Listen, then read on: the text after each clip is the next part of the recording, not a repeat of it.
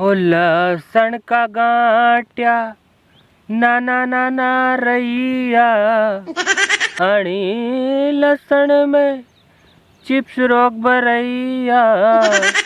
दूसरा खेत में जाइने देखो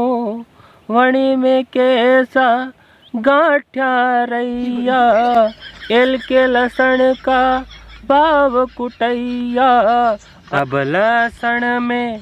रोग भरैया अनिति तो गेहूं का ज्यादा भाव रैया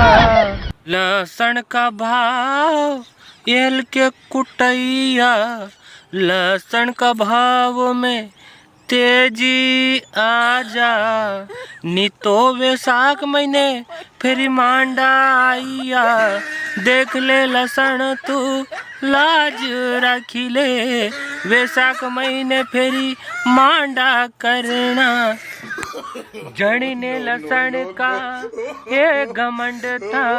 वणा का मुंडा नाना नाना रैया।